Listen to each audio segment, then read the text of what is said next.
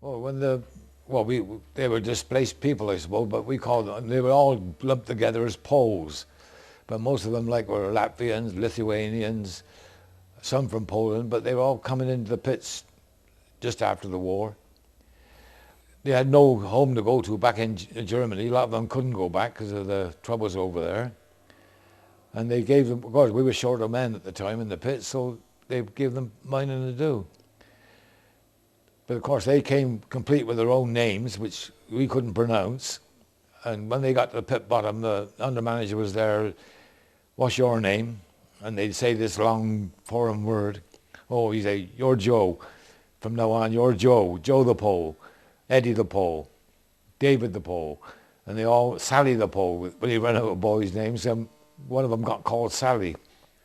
And Eric, all the names you could think of, but they were all Eric the Pole, Sammy the Pole, all different names like that. A lot of biblical names. But they were all sort of christened, and their names have stuck to them ever since. I was lodging in there with Mrs. Church. One weekend she said to me, "Charlie, I got a treat for you." And I said, "What's that?" Oh, she said, "We're going to make spaghetti for you." Because she cooked the spaghetti and she put the spaghetti in the water before the water boil. Because you can cook spaghetti like that. That was the first thing she done wrong. And after that, what she done, when she drained the spaghetti, take the gravy out, she put the ketchup sauce on the top of the spaghetti. And she thought about chips. That was horrible. Of course, I eat it for not offending them, you know, but and I said to her, I said, "Next weekend I cook spaghetti." So I went to buy the minced meat. I bought everything myself, you know, what I want. And I done it. When it was ready, they come and sit down, they said to me, "Charlie, you were right, there was a lot of rubbish what you've done." We all went down here rock quarry. That's why we were designated. That's where we were for. That's what MacDonald had interviewed us for. He couldn't get anybody to work the damn pit. That's why he sent for us.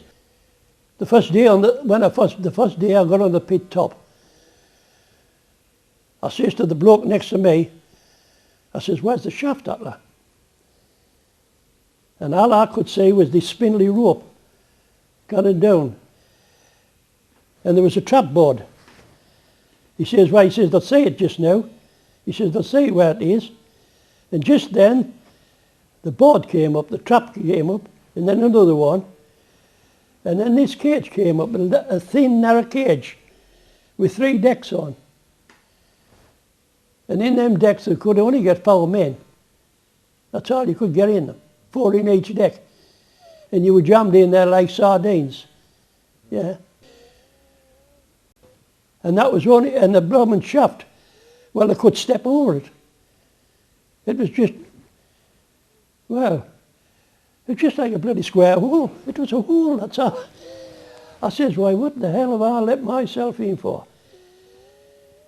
And I've never had a ride like that, and it was an old steam engine at the time, what they had. Well, they were going, you know, and they used to bounce. And I'm damn sure there was never any guide ropes or anything like that on the way down. He used to bounce off the side all the way down, off the brickwork. It was just like going down a well.